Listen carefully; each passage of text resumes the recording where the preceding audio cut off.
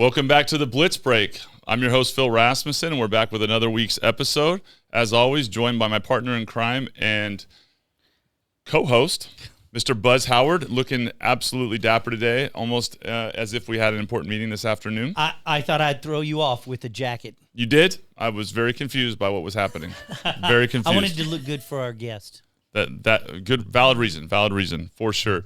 And welcome back, Julie Schroyer, our social media influencer and longtime mortgage and title rep. Glad to have you back, Julie. So glad to be here and with you, Katie. Love the red jacket today, too. Thank you. Jumping out. And our special guest today, Katie MacDiarmid. Well done. Yep. Yes, Nice I job. can pronounce it. In practicing. The publisher and owner of Sacramento Real Producers, the second largest version, or what is it specifically called? A segment Second of the largest magazine? region. Region for the magazine in the country, which is connecting top producing real estate agents with various preferred lenders and partners, and really a community-driven, relationship-driven focal point, which we were talking about prior to the show. Very excited to have you, and welcome. Thank you. Thanks for having me. You guys are fun. I'm excited. This is great. Fun is not something I get often described with, so that's good. Oh, it's fun. I'm glad this is recorded so my wife can see it.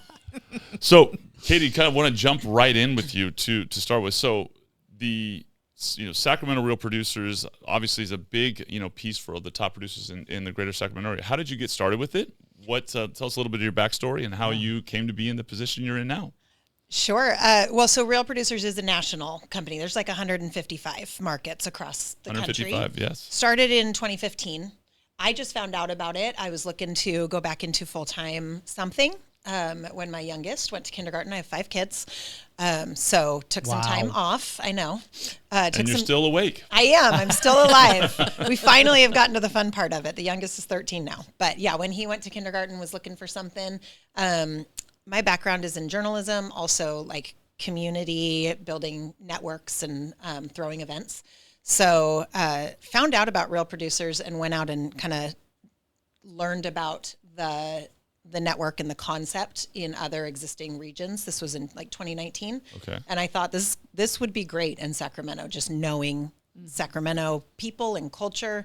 Don't have a background in real estate, but I do love people and I know people. And so I applied for the right to bring it here to Sacramento, won that. And so we started building it in 2019 and officially launched in March of 2020, which was wild. Perfect timing. It was crazy. We sent out Nick Sadek's cover to closed offices the second week of March. Nobody got that issue. It was pretty crazy. Wow. But it turned out to be a blessing in disguise. It was a time when people were really desperate for community and a way to connect. And so we kind of got to be a place for people to lean in and still have a way to talk to each other and figure out what was going on at a really crazy time. Absolutely crazy time. There's a lot of memories, good, bad, and indifferent around that time. Didn't do a lot of door knocking at that time. No, but Going out, meeting people face to face. right. But lots of phone calls, just pick up the phone and call and check on each other. And I think people needed that. So it was cool. So before we dig you maybe into a little bit of your history, explain to our audience, maybe for those that don't know exactly what Sacramento Real Producers, is all about, what it accomplishes, and how it's become so popular here in Sacramento. Yeah, I mean, the concept of Real Producers is really that it's a protected networking space for the very top tier of real estate agents that's broker agnostic, and also covers multiple regions. So Sacramento, El Dorado Hills, Placer County.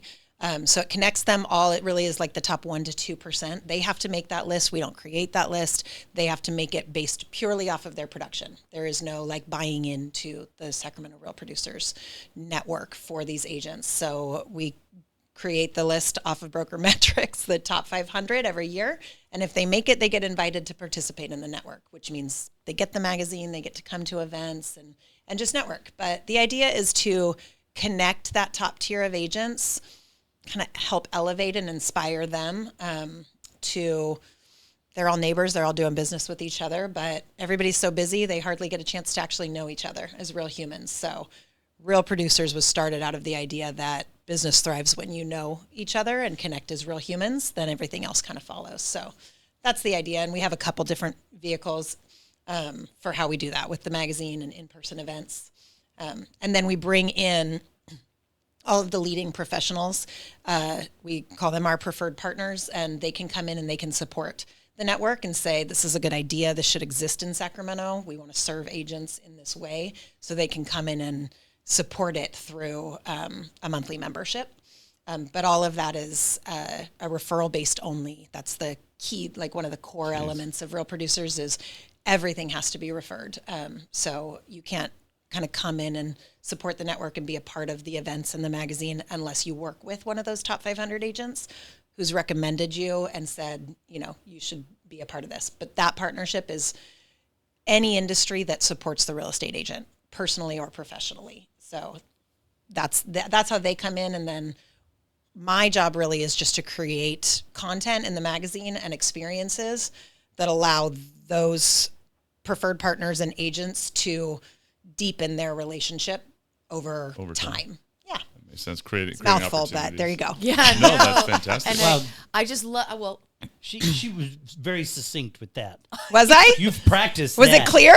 Wow. I mean, I very get lots clear. of questions about what Real Producers is, so Yeah. I feel Yeah. like a Succinct lot is of what not I'm. a word that we've been described with Okay. ever, so that's impressive. Impressed. I think the uniqueness of your publication is that it really peels back the layers of the agents and the affiliates, and so you really get to know, like, outside of real estate, what do you really like? Yeah. What drives you? What's your passion? And that is so great. And then to network with the people, if you have a common interest, Yeah. is so powerful. Yeah, well, I just think when people are at this level of business, these agents that are at the very, very top, they're so much more than what they do, and they want to know the people that they're working with on a deeper level, and that's just what makes work fun then, right? Yeah. Is getting to know each other on that human level, because it's a very stressful industry. It can get really intense, and closing deals or things falling through can get really intense. And when you know somebody on a more human level, you're just that more motivated to push through, find a win-win solution, not blow up on the phone with each other. So we just try to humanize everybody in the industry for that kind of better working environment. What I like about what you were saying is that this is not something that an agent can come in and go, I'm going to give you $1,000 because I want to be listed as some title. Yep. Because there's so many publications. Trust that me, they we try. get Yeah. in the lending industry, and we Absolutely. see it in the real estate industry where someone is touted as Best of the something best. special, but then you realize that they were special because they paid Right. for that spot. Sure. And was able to claim whatever they wanted to say. Yeah, it happens all the that's time. kind of a unique position. I like that. Yeah, I think that's It what. legitimizes everything. Yeah, doesn't really validate your business if you can go out and purchase the cover of, sometimes people confuse us for things like top agent, not to like name drop, and it's just totally different, and it's fine. There's no judgment, but Real Producers is real. It's the spin on the word real. You are the real producers in this region. You're also real people. You're real humans. So we kind of hit that on both sides. Well, and that, to me, that is such an important aspect of where we are today, just in business and society, and where the industry's headed as it relates to social media and technology and AI. And we talk about that a lot on the Blitz Break, in terms of being human is what actually attracts clients to each and every one of the professionals that we're referring to, both the affiliate partners and the agents themselves. So you have to be able to find ways to show that side of yourself. Absolutely. And this is encouraging the very thing that is going to really differentiate the lead generators and the true, kind of rainmaking producers versus the order takers that are just there to kind of handle services. So I think it's perfectly suited for today's market.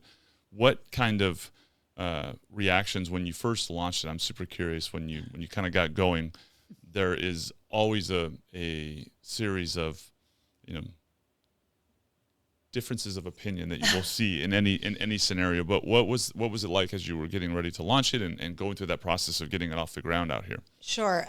So I think I had an advantage in that I didn't have a background in real estate. I didn't know what I didn't know, and I didn't know what outside opinions would perceive this as. I just followed the model of Real Producers. We have really strict brand rules and process for launching in a new area. I literally was not allowed to try to go and attend an association event or something like that, because that's not where, like, the Real Producers, the core of it is 100% referral based. So the right people led me to the right people. So I had some really great conversations early on with some brokers who introduced me to their agents that were in our list of the top 100. Sat down with them and kind of explained what we wanted to build here. Some of them didn't get it. Some of them really did. And those ones that really did were the ones that were meant to be, and said, hey, I know who you should meet in this industry. And just great quality humans introduced me to great quality humans. So that's Real Producers is built off of that. Like, every time I sit down, still to this day, the formula is the same. I sit down with a top 500 agent to interview them about potentially being featured in the magazine or answer any questions for them about Real Producers. And my question to them always is, who else should I talk to? Who else, like, outside of your team, outside of your own brokerage, who have you really enjoyed working alongside? Who's done a great job for you? Who should I talk to? And they introduced me to more agents that I, of course, check their numbers and make sure that they qualify. Same thing on the preferred partner side. Who has saved your life in this business? Who has done a phenomenal job for you that maybe should be part of this network? So because when I was launching it here, I just kept my head down and went to whoever I was sent to. I got to build it based on, and we asked a lot of questions. What you, as the top performing agents, what do you want in a network? What keeps you from going to the current things that are around that are solutions for networking? Why don't you participate in those? Yep. What can we create that would feel valuable of your time? Because these are busy agents, and they don't, if they have free time, they probably want to spend it with their family. For sure. So the goal of Real Producers is we're not going to waste your time asking you to come to a ton of things. We have a couple key networking in-person events in the year, and this is where all of your peers that inspire you in the industry are going to be. And we promise them a culture that is enjoyable to them and feels valuable and worth their time. Love it. So you have any? No, I was just going to add that the events that you, and I am a partner. Yeah. Yes, I am. At the very beginning. Where's my referral? Yes. It's coming. It's coming right now after this meeting.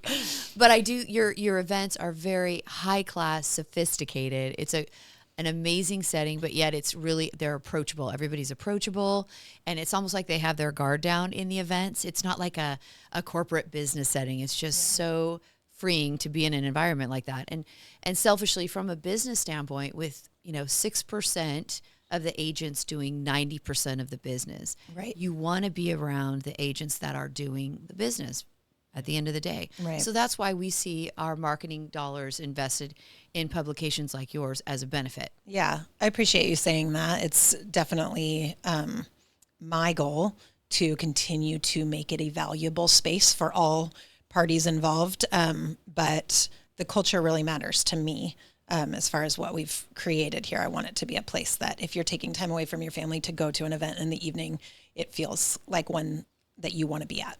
There was a lot of good ones in the beginning. We went to yes, you went with me to a few. Them. Yeah. Trying to think. There's winery. You have them at wineries. We talk about the venues. Yeah. She has them at beautiful wineries a lot of the times.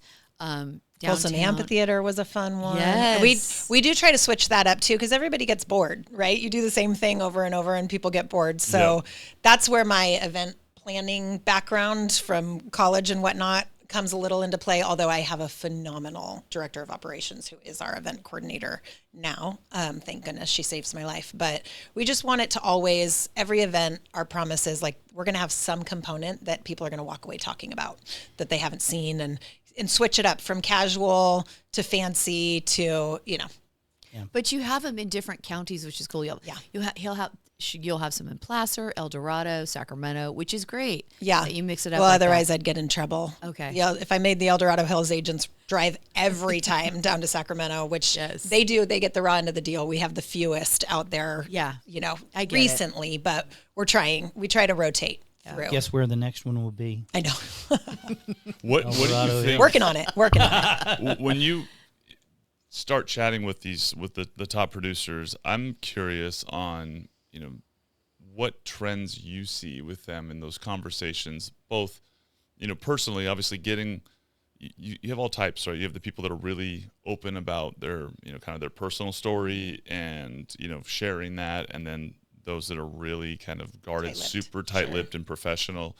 But they all have, I would assume probably some pretty common threads as far as maybe their views and challenges with the industry as a whole. Currently going on. What kind of overlap do you see in terms of the industry challenges and opportunities that you hear when you have conversations, and what's it been like to kind of get to pull back the curtain and get to know some of these agents behind the scenes a little bit more? Yeah, that's a tricky question. I think sometimes I don't know what side I'm getting in the interviews, because some agents feel like they still need to like convince me to put them on the cover or put them in the magazine. So I'm not going to get a panicked version from them. But I also think that the level of agents that I'm usually sitting down with and interviewing do have a level of composure, calmness, seasonedness to them, where this isn't the first time they've seen an interesting thing happening in the market. They have weathered some different shifts and seasons. So there seems to be a calmness to them of, hey, here's what you do. This is, we've seen this before. We've been here before. You press on. There's a positivity. There's a hopefulness to the majority of them. I try to, because I'm the connector of the people and on the human side of it, I trust the professionalism and the industry conversations happen between them. Yep. And I'm usually pushing to get to the human side. So I want to know their background. I want to know their stories. I want to know of a story or a time in their career that really shaped them or was hard for them, and talk about the things that they've, pushed through, that's developed grit. So I get to those pieces. So I don't typically get into market stats with them or talk about that from that side. It'd just be over my head. I tell them sometimes, hey, I just make a magazine. I don't have a real estate background, and I try to stay in my lane of, what I can do is I can vouch for this person's character. I can vouch for your personality. Seems like you would connect with this personality. And, because everybody in the top 500, there's so much volume being done.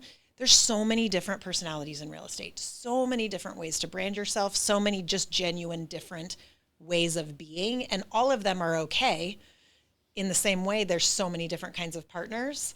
So I feel like a matchmaker. Like I just get to be like, have you met so-and-so? Because you guys would really hit it off. And then for other partners, I'm like, you don't want to work with that agent. That wouldn't be enjoyable for you. And you guys don't all need to work with each other. So, you can actually find those matches personality wise of like, we'd really get along and we'd do well together. Yeah, no, that to me, I've always enjoyed from a leadership perspective, pulling back the layers with people and getting to know how they tick, like athletic background for myself, just what motivates you, what inspires you, kind of what's your why, all those things that are kind of the cliche things. But when you actually get to see the real answers and the real, that's really where it becomes a, like an interesting story. Sure. And work is so much more fun when you're working alongside people that are kind of like the same as you. And so we've got the agents that are really raw and off the cuff, and they've got tattoos and they've, like all of that. So Real Producers is going to do an inking deals tattoo issue, like the tattooed realtors of the region, right? Love it. Let's have some fun. Like that's who they are. That's their brand and they're real. Different partners are going to get along with them. And then there's agents that are high brand, super luxury. That's their brand. There's no judgment one way or the other. Everybody is being themselves and their brand. They're going to connect with other types of both home buyers and partners in our magazine. So getting people to feel comfortable just literally being who they are and finding those same professionals that are just like them. I've got an idea for you on that. Okay. On that event, you could get someone like Julie to do a live tattoo on her arm. Probably not. at the event. Can we do like live voting on social media to pick Yes. what the Well, tattoo pick is the going to tattoo. be? What it's going to be. Right. Oh, I we mean, could do that. I We could do that. That would be really cool. how Don't about you henna think, Julie? tattoos? How about henna? We'll do the henna. Can we start with henna? Let's do that. All right. That's hilarious. My daughter would be so excited, but no. No, I want to I say bet that would go viral, though. it probably would. Okay, just checking. Yeah. So I did something fun. I chat GPT'd. Yes. I want to sell my house, Okay. and which agent should I use? Oh, I love And that. 3 came up, and then Okay. others came up below it. So these are the top 3, and here's the others that you should select. But I will tell you, those top 3 were all featured in your magazine.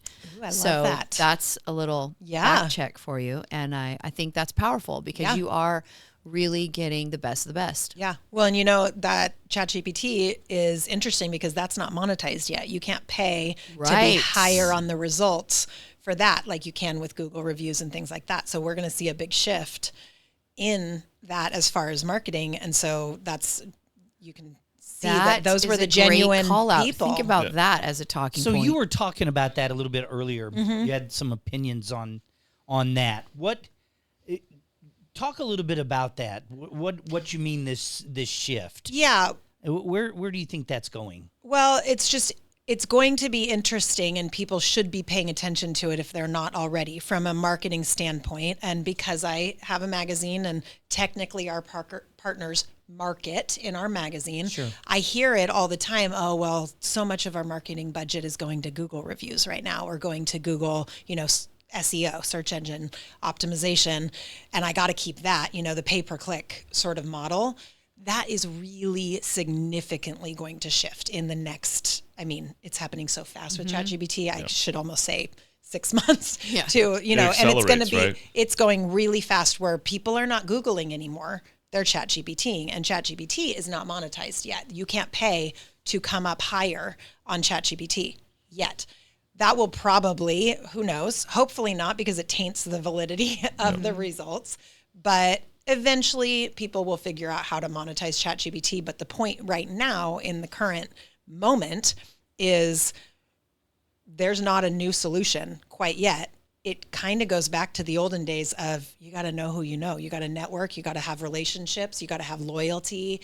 And so now is the time to make sure you're really leaning into those trusted localized markets where people have your back and they recommend you and you work together in those, relationships, because that like Googling for a roofer or,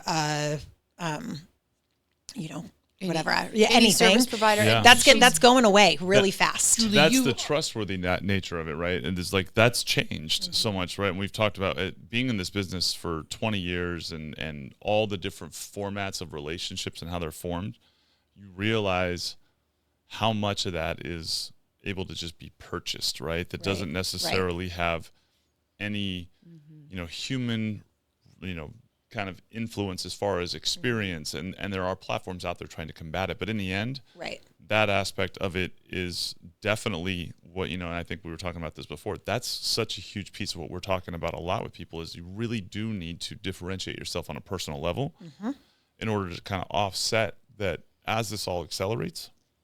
As a person, I'm going to be that much more in terms of my valuation of the trust factor and the human element, putting that at the top. And the more of this that's less trustworthy from a human perspective, the more I'm going to be looking for, like back to the old school, like my dad referred me this person because I know them and I trust them type of thing. It's almost like the balloon effect, the social media, not specifically social media, but the Googling and everything that you can find online. It's gotten there's so much noise out there. It's all white noise. Now, nobody knows who to trust. Nobody knows what perspective is actually neutral or true or paid for.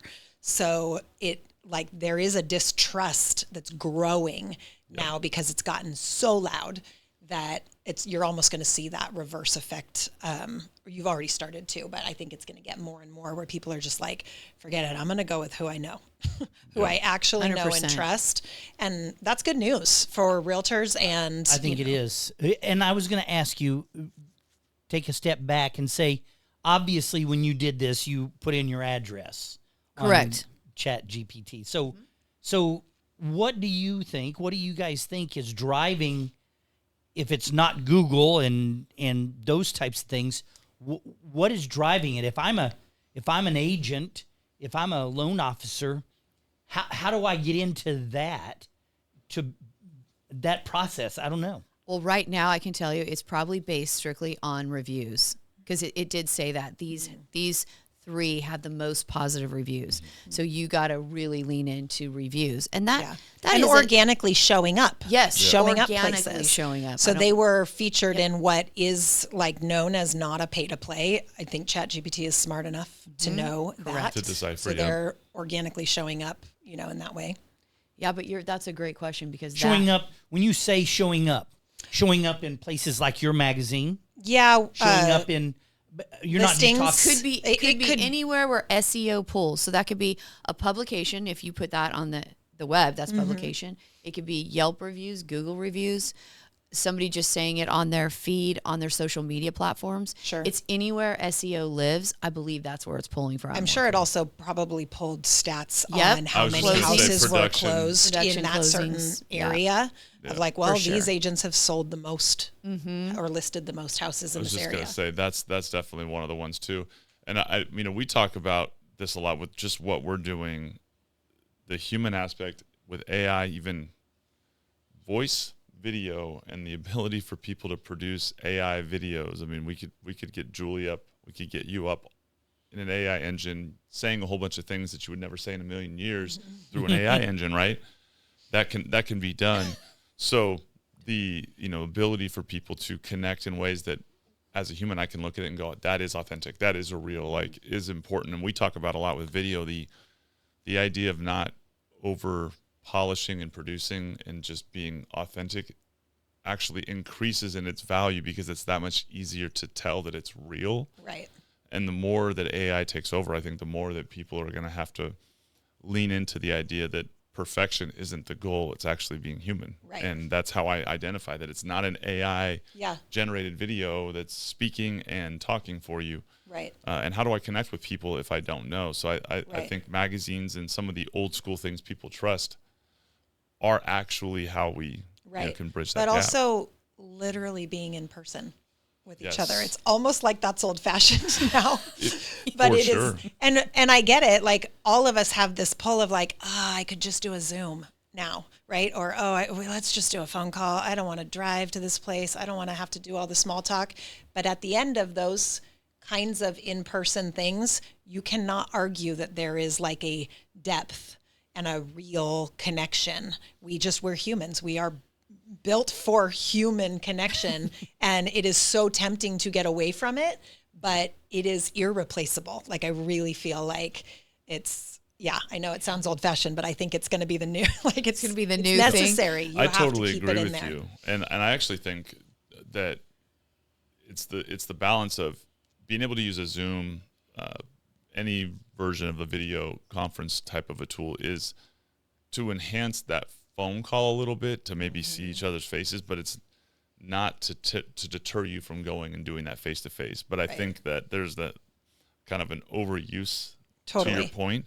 But if you pursue those in-person meetings, I think video has the capacity to just fill in and deepen, versus the phone calls, which is actually, to me, is a little bit scary, because when you start talking AI voices, I've got a few buddies that are software developers, and they're like, you're going to be talking to people on the phone that aren't people, and you're not going to know the difference. Right. So I almost think like videos more or less to validate you're talking to a real person, but then to get face to face. So and the ones that are willing to, like, there will be those that are like, I'm going to be about efficiency and optimization, and I'm just going to keep doing the Zooms, and I'm never going to leave.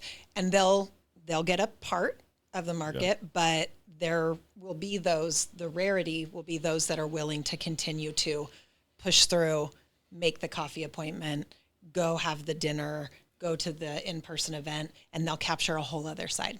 This is a big subject for me.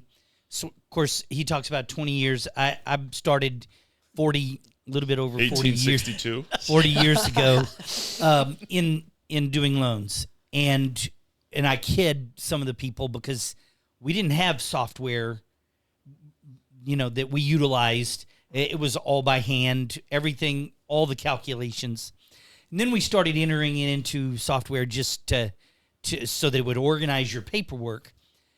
But over the last 15 years, we've really leaned into technology and all of the software. And I feel like we've gotten away from a lot of the face-to-face.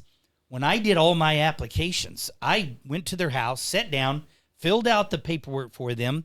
I really knew them. I didn't have a lot of people second-guessing me, shopping me, leaving me to go somewhere else. I just didn't have that, to where now I believe that we've come to a point of commodities. How do you say it? Being a commodity. And it's like the stockbrokers. You used to have to go to a stockbroker. Nowadays, who goes to a stockbroker? They go buy their stock online, and you don't get that same feel. And while I think that a lot of people, the younger generation, they like that ability to just go online, fill it out, and get it done. But financing is so complex. There's so many different things that you need to learn and know going into this. So is real estate. Of course, real estate, somebody's got to help you get into the house to see it. But I think that we will see somewhat of that reversal, that backlash to, I'd really like to sit down and talk to you about this, because I just am really scared. This is the biggest investment in my entire life. Right. And so I think that we really have to look for that high-tech, high-touch process. Yeah. And, of course, video is a lot better than just being on the phone or just email. Right. I guess you could say email's good, but a phone call is better. Zoom is better than just a phone call. Yeah. And getting together is that real high touch. Yeah, absolutely. I think one of the most underutilized tools is video text. And I'll give you an example. So I just had a birthday, and I got all these birthday wishes, which was great, and I loved it. But I got one video text from an agent. I'll just say his name, Michael Shoemaker, out of Fair Oaks. And he sent me, not this year, he missed it, but every year to this year, he sent me a video text wishing me happy birthday. So Julie, all he said was, Julie, I hope you have a special day. I appreciate you and whatever. And I remember that more than any other wish, right? So video text is so easy, and people don't utilize it. So is this a video that you on your phone, take and you do a little video and then send it as a text? Yeah, so you record a video and it saves in your photos, and then you just go to Katie and push send. Katie, have a great day. Yeah. A video text is powerful, and nobody really utilizes it. Yeah, smart. And it's we talk about 1,200% more visualized on social media, just FYI. 1,200%. And we talk about that actually a lot right now with just some of the automated campaigns that exist, or kind of uses of the technology that enhance the efficiency, but inserting the human side of it, right, and connecting with someone, and using video text, I think, is a big tool. And the counter, like using that example, I think the technology, where it strikes the chord is where it serves the human experience, right? When you can use it to improve the human experience, like using your example, I don't think most borrowers want to sit and give you their social security over the phone with, and say it out loud, or their address and do, and chisel it into a stone like you used to. But they'll fill out their information. And what we try to do is that frees you up to do the deeper discussions, right? If you're able to get a lot of the data and like the automated tasks done, and from an agent's perspective, you can do all those things that are kind of the standardized paperwork. If you use that to now invest in getting to know people and building a true rapport with them, then you're leveraging what it is that technology does to improve the experience, deepen the connection.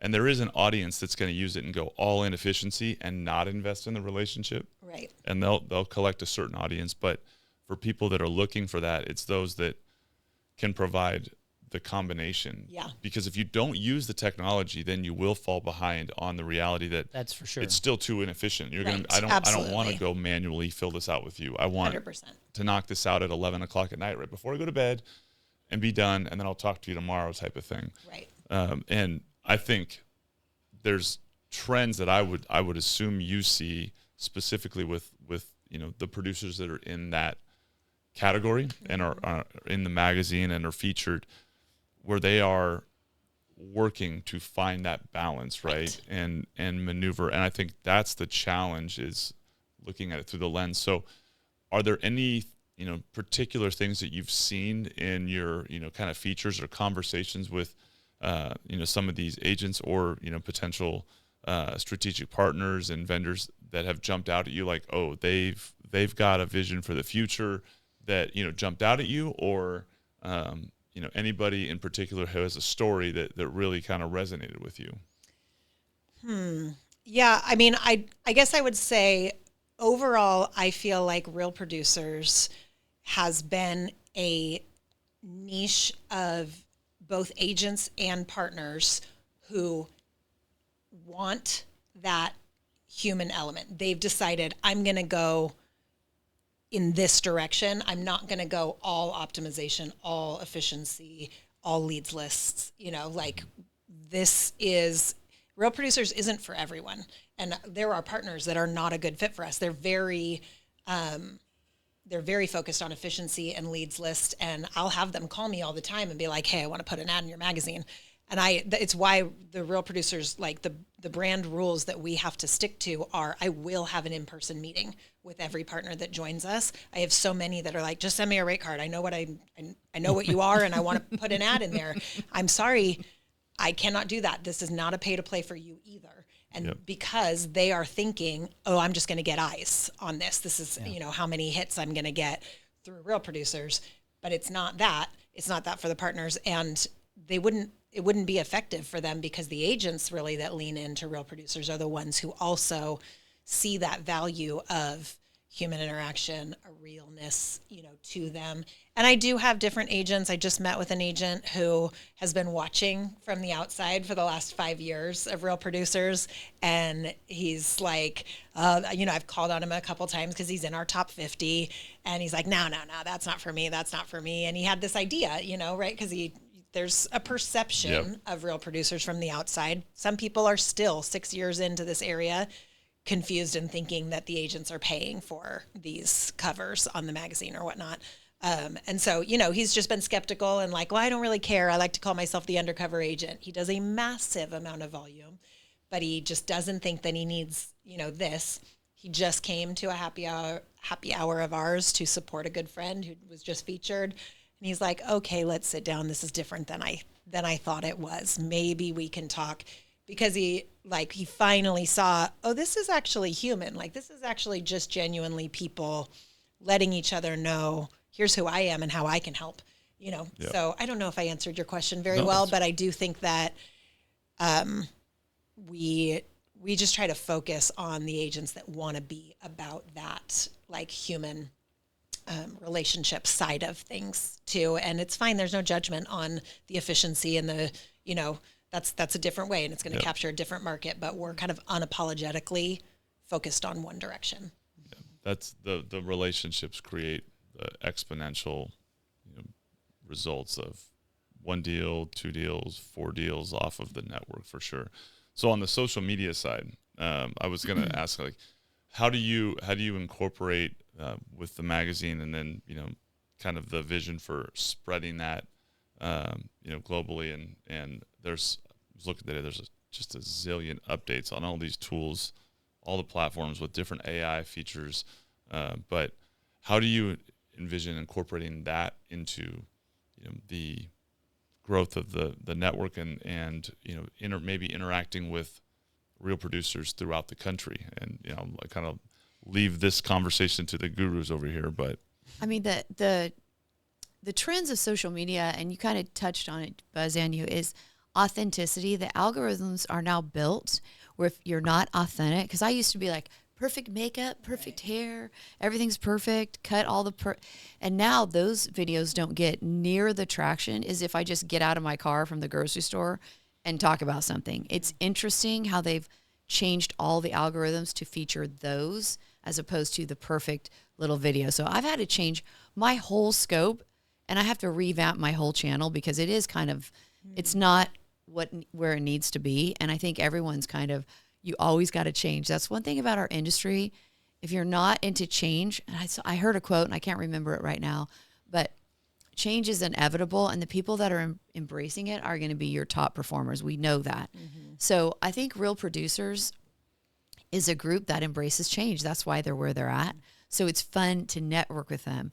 How I use it in social media is I'll promote it because I think it's a fantastic organization, and I want people to know that I'm associated with that organization. So I do use it and leverage Real Producers, and that I make videos or whatever I can, because I think growing the community with like-minded people is why your publication's so valuable.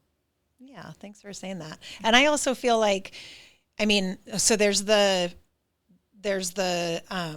algorithm, right? And what's going to work in social media. This being real and being authentic is definitely suited better for what people are wanting to watch right now.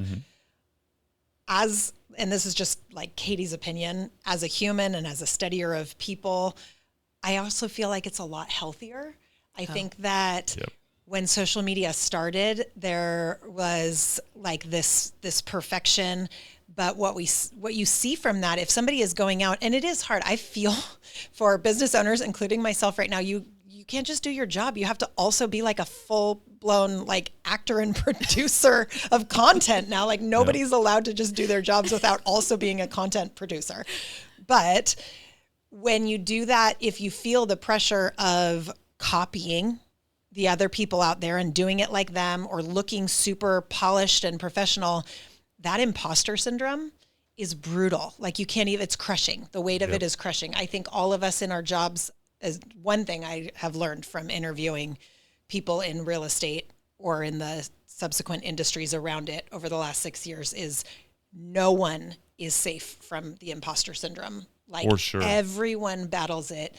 Everyone is on the outside trying to project this like super confident professional go-getter killer, and on the inside is like, are they going to find out I don't know what I'm doing? Like, I think there's a lot of fatigue around. Oh, it's exhausting. That perfection. You see it all over now, where this perfect, someone driving a Ferrari, and or their pictures are taken in Italy. And right. It's their brand. It's I think that there's this real backlash, this fatigue of normal people going, I think that's fake, and I think I don't relate to it at all. Right. And so that's why you're seeing, well, like you were saying, you get out of the car at the grocery store and you're sweating, and your hair's not perfect, it's blowing. Like us up at Blue Canyon that night.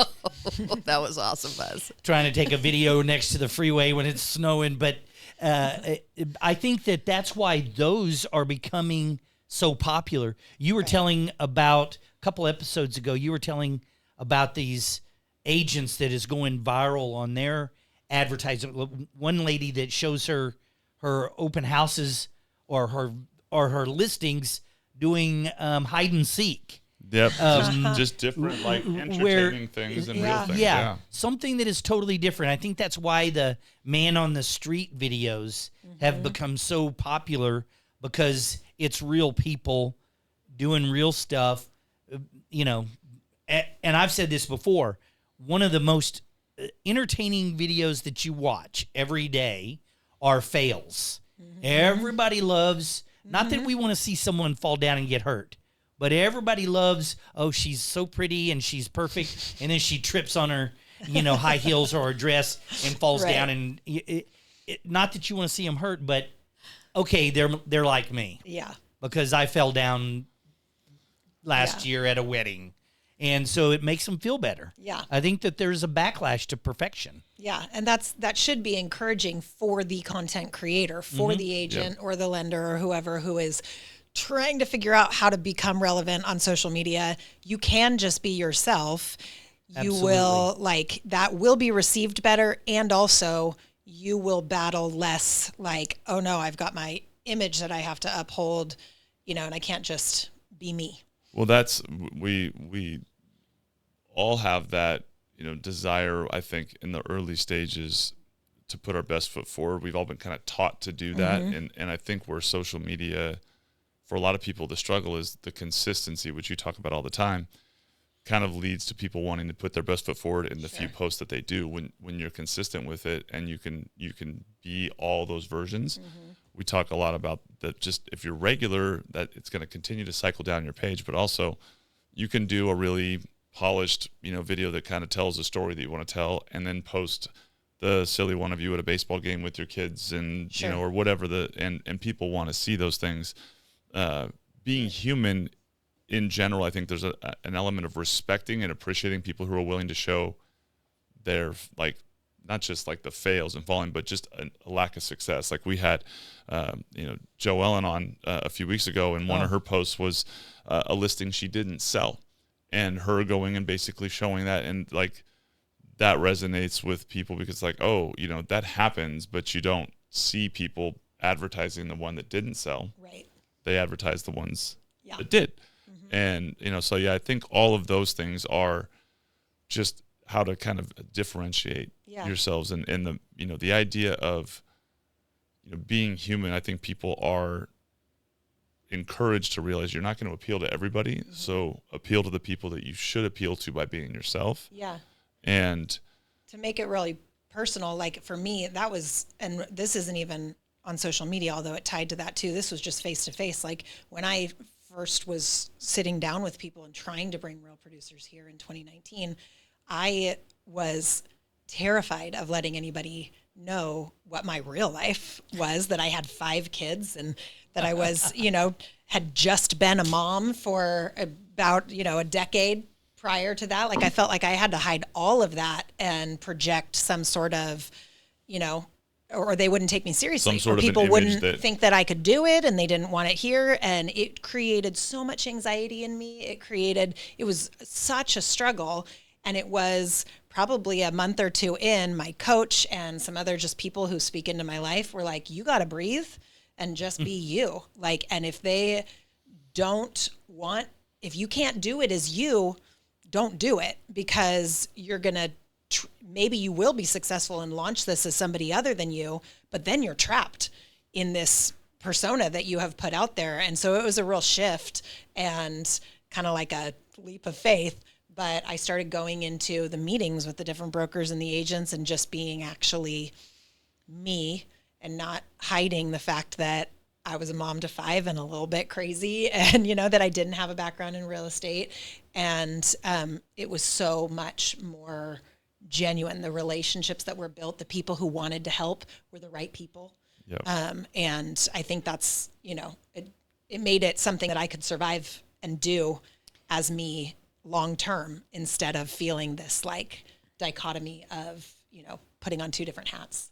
And I would like to say, I think that's why you're number 2 in the country, Miss Katie, because I think when you came on the scene, you were refreshing. We're all like the same kind of, we're perfect. We're in the real estate business. We can help. And you came in and we're so different and authentic. And I think that is the main reason people are like, who is this girl? You were just what does she think she's doing? You were so real. It was like refreshing, and people wanted to be part of that. And I think that's why you built it so fast and quickly. I my honest appreciate opinion. that.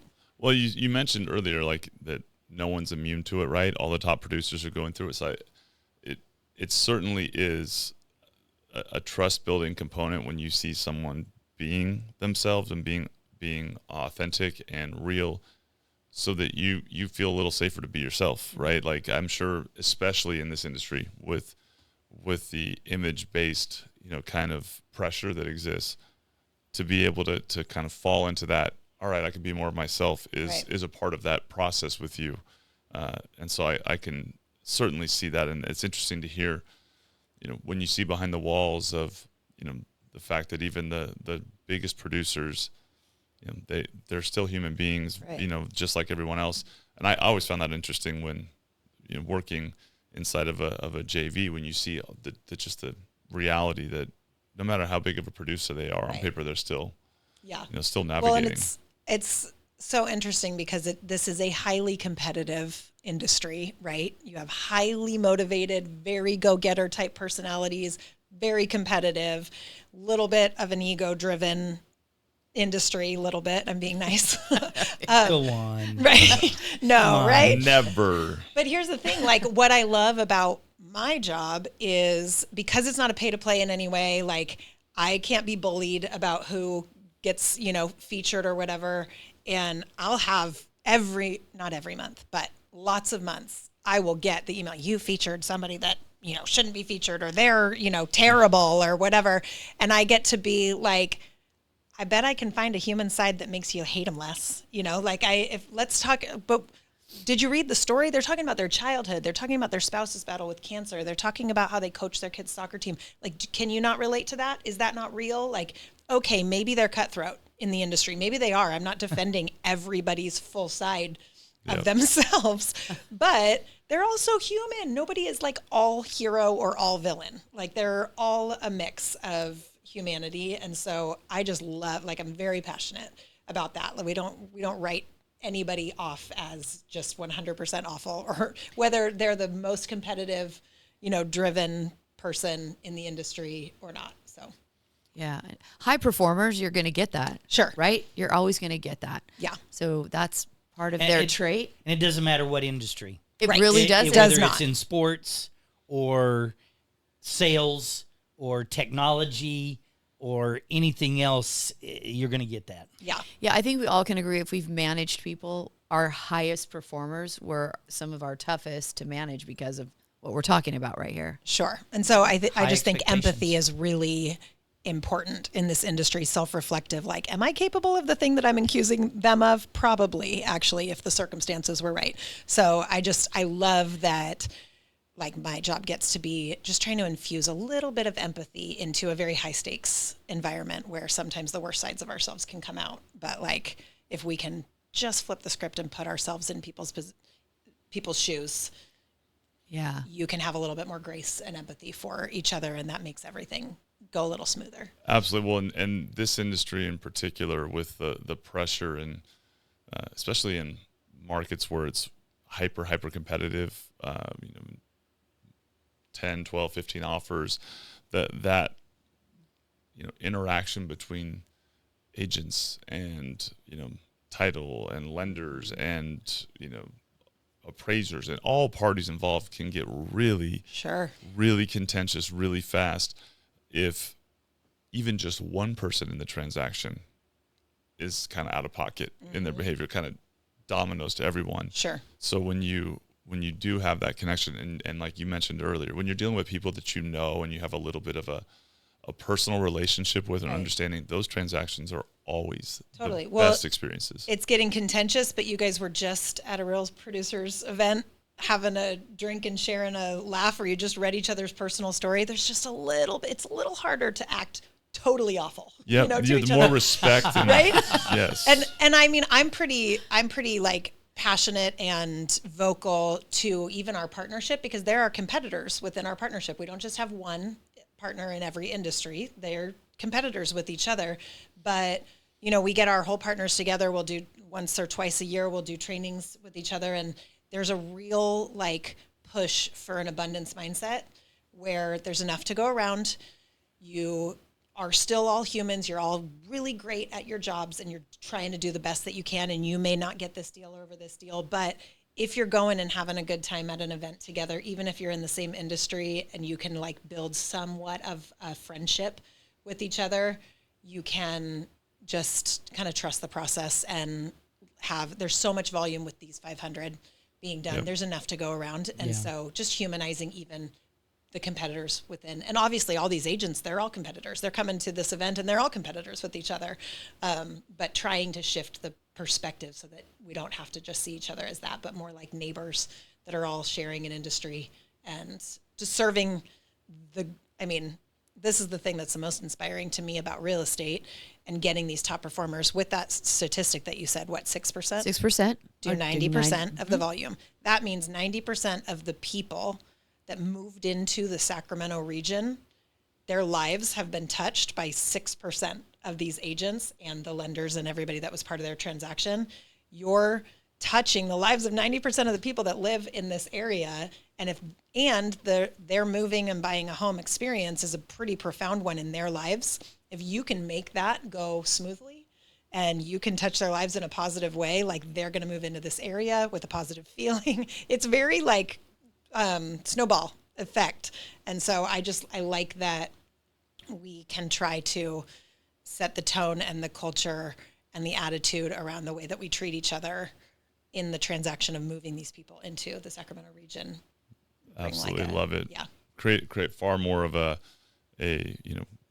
community environment as a whole. Yeah. I mean, sure. I probably sound a little kumbaya-ish. No, but I'm a little that, off the cuff, but it's just genuinely what I'm fine. passionate about. I like it. I love it. There's competitiveness that can exist within a level of respect and appreciation for what each other does, for sure. Absolutely. And so updates. Are there any updates from the market that would be good for us to talk about this It's week, been Leslie? kind of a quiet for about the last 15 trading days.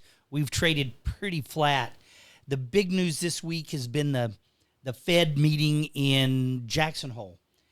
Kansas City Federal Reserve has been having this big summit, since about 1978. They moved it to Jackson Hole in about 1982. And all the economists and central bankers from all over the world come into Jackson Hole late August, and they talk about monetary policies and the future. And it's really a showcase. This year, 70 countries were represented. Their central bankers were there. Today, Powell made his ending comments, if you will. And really what he is saying is that, he's ready to start lowering interest rates, at least in September. And what that did this morning is you could tell the markets were just sitting and waiting, because the stock market Dow was up over 900 points this morning. Our market, we had a really nice rally going. Matter of fact, where our market is sitting right now is about the best it's been since last September. And that was only for a short few days in last September, maybe 10 days. So if you really look at it, where we are right now is the best it's been in over 2 years. So it may be fleeting. Matter of fact, it may have changed while we've been sitting here. But that's been the big news, is the Federal Reserve switching around and Powell actually saying, yes, he's ready to lower rates, at least in September. So that's the only thing that we have going on this week, really. We welcomed. Yes, that's great news, reaction. Buzz. Well, Good to know, good like to I know. said, this morning in my morning message to our company was, I'm from Texas, and the saying is "make hay while the sun shines." Yep. Yes. So don't waste any time getting to your borrowers, to your database, and letting them know, because this happened to us last September, Right. and we all took our time and we missed this window. So who knows? Sure. I'll tell you that the market right now is factoring in at least one reduction in interest rates from the feds, and any more improvements is going to be, you have to have more economic news. So who knows? That's It's good news exciting. today. Yeah. I love a Friday that ends well. Yeah, there you go. Yes. Well, Beginning and of that's- weekend. I'm leaving after this After meeting. that. I'm going home. Well, and if our people have been listening, they've already had those conversations, and they're ready Right. to pull the trigger and lock Right. and take advantage of it, and breathe some life into the industry as a flurry of buyers coming back would definitely help deal with a lot of what has been out there. I just sold my house, and I know what that experience was very different. You sold from it like anybody. 4 or 5 times, I did think you? we did sell it 4 or 5 times, like everybody else. But the updates there, I think, from the end of reaching customers, there was a couple things that I wanted to point this out and kind of get your take, Julie, and on the group side. So the updates on social media, we've been talking a lot about all the ways to leverage it and use it, but there's a monthly update on all these platforms, and the reality of everything we're talking about today is that AI is just being constantly interjected everywhere into every aspect of our lives in ways that your average person really isn't able to even think, it's going to be it's going to be here. I mean, Chat GPT, there's so many ways to use it. So, like TikTok, for example, just introduced a new feature this month that is improving its ability to take photos and turn them into videos, to where now we're going to be, I haven't even seen all of them, but just the photos that are now videos, being as a video platform, it's going to further kind of how people interact. And I was going through all the updates between like edits and, for Instagram, and with all those tools and the various ways that people can create videos, I'm curious what direction it's going to go to maintain the human element, the authentic element that we're talking about, while more and more of this becomes available. So I almost think like what we've been saying, like the counter current concept of like people not using any of the tools and just posting like the most raw, like almost, I almost wonder like, is someone gonna get on there with like non-HD videos just to have that stick out, white. like where, like. Well, have you seen, all of the 20-year-olds, they're back to camcorders.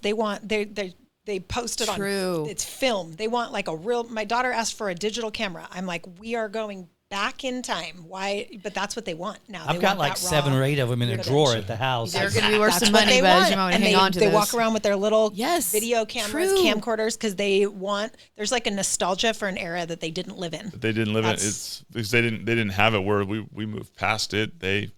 So true. I wonder like if that's an element that maybe is coming forward with everyone. I will say I'm experimenting on creating videos outside the TikTok platform. They never do as good. And I'm talking about anywhere from like the companies, and I don't mean any harm, but the companies that post your videos for you, that never gets near the traction as you having to do it yourself. And there's a lot of thought on that and a lot of proof that if you do the work, which is unfortunate, because I have to take a video, post it on TikTok, then post it on Instagram, then on my story. It is a lot of work, but 3, 4, 5 times the engagement when I do that. Also, creating the actual video in TikTok gets me way more traction than when I create it outside of TikTok. It's not as nice. It's not as pretty. It's not as shiny. I don't have all the bells and whistles, but it gets a lot more traction. Well, and those points I think are interesting because we talk about the different purposes for why we use social media, right? Like there is obviously a big emphasis on, going viral, building a following, influencers, like yourself. And then there's for your typical, realtor, loan officer, it's more brand and human connection that you're trying to establish. So whether it's 200 followers or 10,000 followers, right, you're really trying to just deliver content that is the connection, and whether it goes viral or not isn't the priority. And I think there's a mix of the two. I think that's an important thing to really continue to teach in terms of the execution for our industry, because there are, like you said, those things of how to go viral and pick up a big audience. Sure. Those are important steps. But if you're just trying to build a connection, like doing an interview, what's the most efficient way you can deliver that in an authentic manner, like using tools that will distribute it to all the platforms? I think that is like a really complex thought process that you have to devote to making sure, why are you doing it? What's the intended audience, and what's the purpose that you're creating it for? Yeah. Interesting stat. So 90% of realtors in the United States use Facebook, 58% use Instagram, right? If you're not there, that's what I tell people. Like, each one of us statistically know 200 people. So if you have 5,000 friends on Facebook, then your reach is 1 million. If you do the math, that could be right. You're the lender. You figure that out, Phil. But I think it's around 1 million. I would have prepared differently if there was math involved. You're right, Buzz. So what I'm saying is, if you're looking for a partnership, and this is where I think the sales part is changing too. If you're looking for a partnership in the real estate business, you want to be with somebody who has 0 followers or 1 million followers, right? You want to partner with influencers, because that's where the business is going. But however, and I said this last week, is you just can't do social media. You have to build relationships with your audience. It can't just be, I have 5,000 followers. You have to build that relationship, and then you become very relevant. Well, and that's I think kind of the what the point that I get at is that if you need to be able to do all of it, and we all have a limitation in terms of time. Like that's the one thing we all struggle with. Not 5 kids. I've got 3, and my wife, God bless her, I don't know how she handles 3, so 5. The producing of content, having to post it on multiple platforms to optimize it, finding the blend while still focusing on being who you are.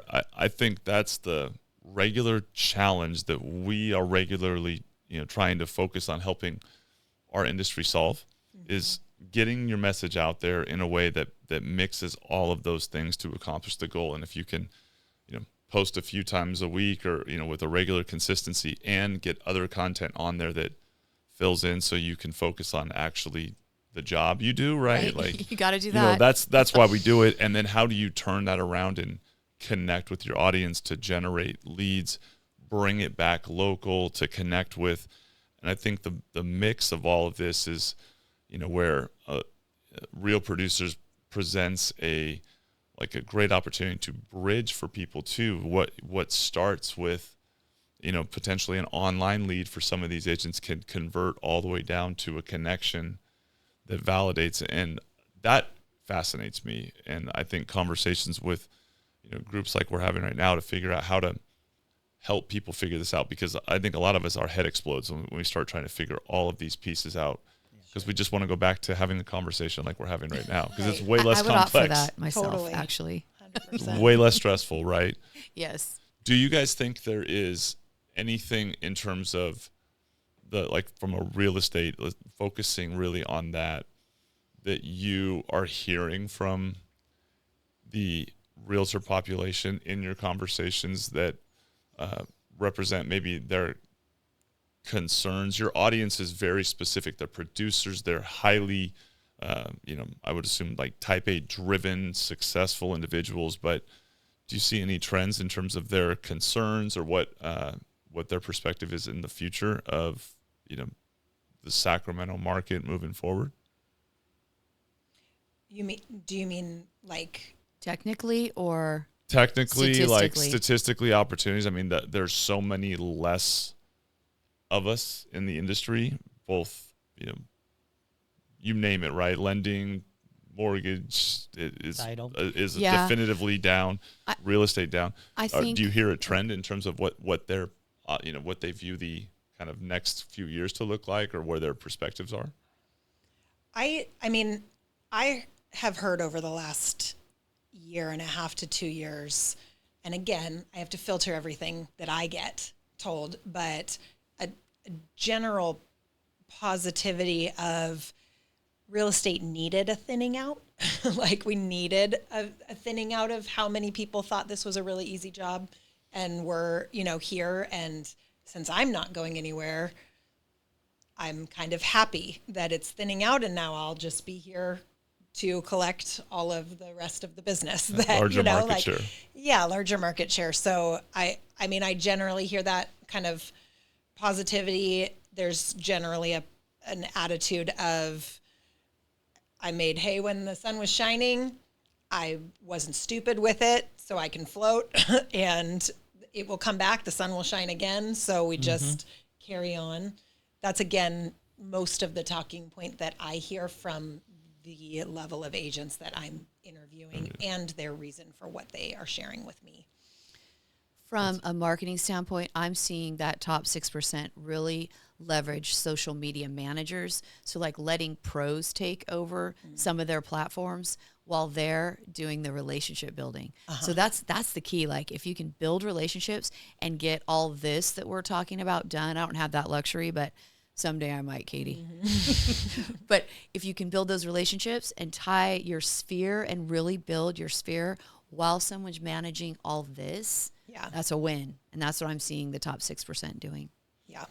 That's a protection of the human aspect, right? And being able to, I know that's a personal challenge of mine. Trying to come up with things to post every day feels like a chore in and of itself versus, just having somebody there. But the shifting a little as we kind of get towards the end of the show here. So you on a personal level, what do you like to do with your 5 kids and your family to keep keep life interesting and stay afloat? It sounds like they're all teenagers life is or older. interesting. I don't have to do anything to keep it interesting. No, I'm just kidding.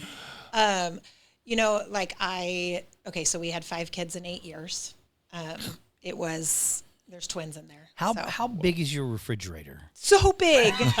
No, we have an entire other refrigerator and then a deep chest freezer in the garage, and it's still too full. Still empty all the time, right? Yeah.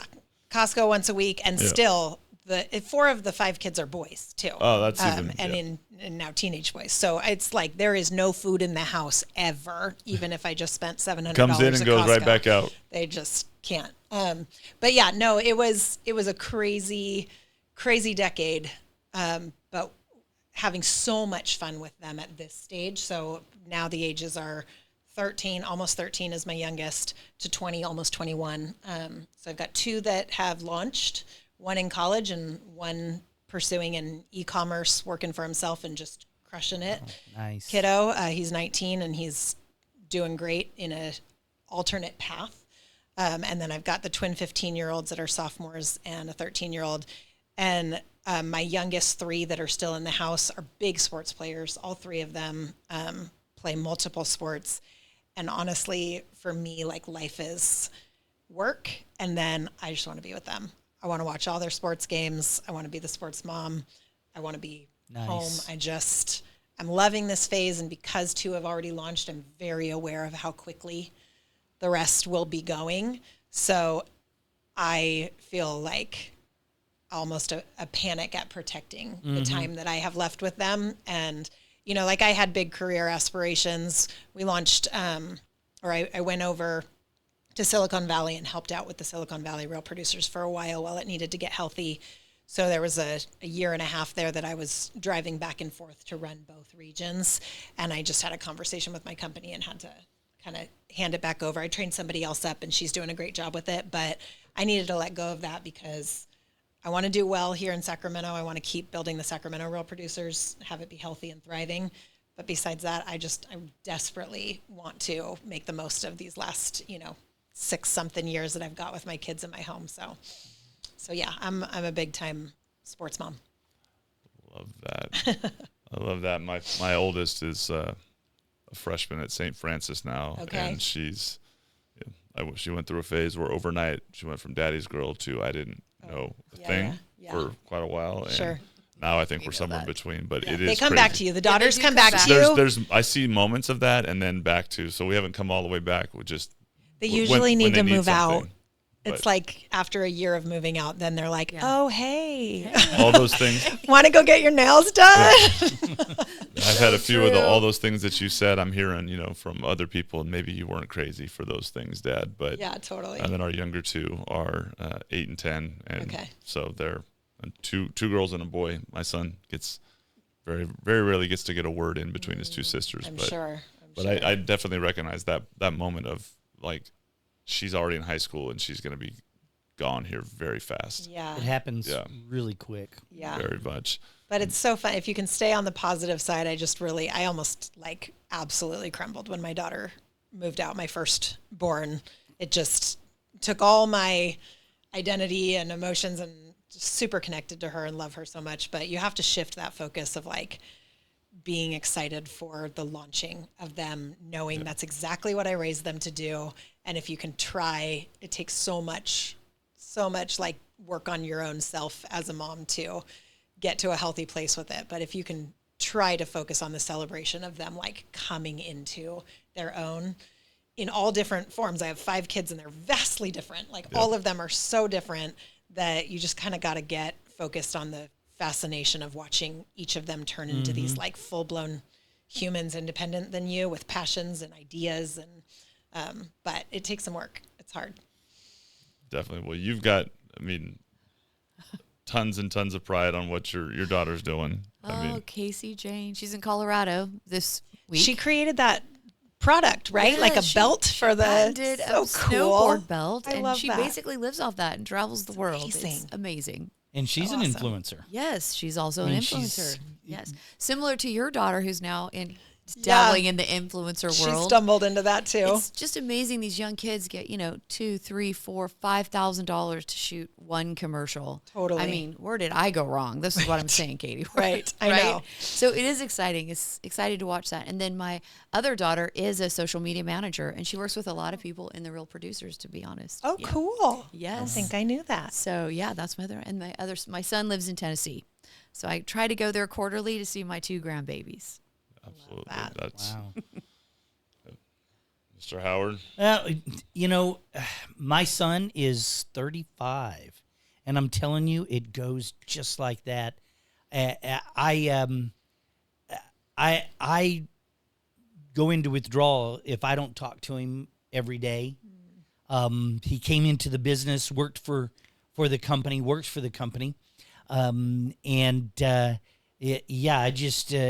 Him and I, we get together and people just laugh because our sense of humor is so in sync with each other. It's almost scary, but him and I we'll go boating. It doesn't matter. We could build a fence together and have a great time. He's a super. He is. You know Austin. Super You've met exceptional. Austin, and he's just a super kid. We love hanging out. We can do anything together. I think it's a good balancing point too. And you mentioned earlier, like sometimes I'll look at the 3 of ours and I'm like, I don't know how they all came from the same gene pool because they're like, genetics they are have the fascinating, different personalities. Right? Yes. You see the roles based on the oldest, the middle that fall into the stereotype of my son's like the peacemaker because he's just always caught in the crossfire and those things. But it's at the same time. So I have such a people watching of my kids fascination with the moments where I get to watch them when they don't realize I'm watching them and oh, that's who you are. I get to see this very, the authentic kind of, I can see the person that those moments to me are super, super enjoyable. I've always coached their sports as well. And, I was a 2-sport athlete in college and my daughter, oldest, is not really into them, but my kids like to give me a hard time that my son in particular jokes that everything is a lesson with me. And so we go to a movie and he'll just, as soon as I start to talk, he goes, I don't want to hear it. I don't want to know what the lesson is from the movie, Dad. I just wanted to watch the movie. We were watching Batman. I don't need a lesson from Batman, Dad. I love it.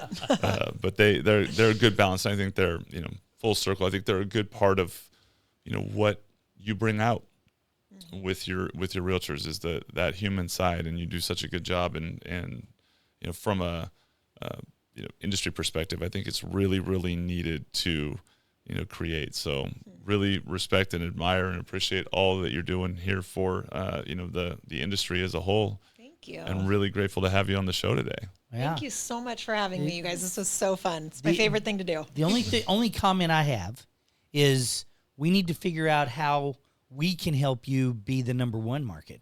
Oh, I mean, how close are we? Who is the number 1 market? Not that we have to shut them out, but it's kind of surprising from a country you wouldn't expect it, but it's kudos to the publisher, Baltimore Real Producers. Her name's Colleen Rippey. She's phenomenal. We as publishers in Real Producers, we're all very closely connected, especially the top 20 markets. We meet a couple times a year. We've got trainings and conferences that we go to just figure out how we can better and better Real Producers. Colleen and I are very close, and she absolutely just crushes it. She's been around longer than me, and I learn a lot from her. Well, I'm going to bet that this video I think this is going pushes to you. It's going to push you over. I think it's going to do it. All right. So Let's see. I'm coming for you, Colleen. That's right. That's on notice right now. I love Especially, I would not have thought Baltimore out of all. But Interesting. I They're thought you were going to say phenomenal out LA there. Or Chicago some or huge, something, yeah. Yeah, but some you know what? I huge- think it's a perfect blend of the places that are big enough, but also small enough to value True. and community. value what this is about. Be Yeah. close enough to want to connect and come to in-person events and things like that. If you try to Baltimore's cover, it's a nice city. We'll let her have it Yeah. for now. okay, for now. We'll get All you right. there. We have big hopes for you. I love it. Thank you guys so much for having me. This was super fun. Great way to kick off a Friday into the weekend. So That's right. It is Friday, and I'm very much happy for that. Yes. It's been a good week. So we'll hope that we don't see any discernible changes In the market. Yeah, move. Let's all go like this. That Yes. rally's holding. That way, your Fingers, toes, your toes. Thank your you for customer being base here won't be again. overwhelmed. Yes, you're welcome. I love being here. Yeah, Julie, you've been such a huge part of this. So thank you. Oh, you're so welcome. I love it. Love being here too. Loved having you here, Katie. you're the best. Having a pro that knows all the nuances of it and can speak to, how to build an audience is, to me, so obviously I'm super grateful for that, but also just fascinates me with how simple and difficult it is and the way you break it down. So yeah, it's and the fact that you guys have been going to events that we haven't been invited to, we're going to fix that. Okay, yeah, So, you need to fix that. Yeah. Okay. Just for the record. So perfect. Well, thank you all very much. That is it for today's episode. And signing off on the Blitz Break, I'm your host, Phil Rasmussen. Another week down. Hope everybody has a great weekend and a great week. Thanks again for being here, Katie. And as always, Julie and Buzz, appreciate all the insights and the time. Have a great week. And Justin in the booth.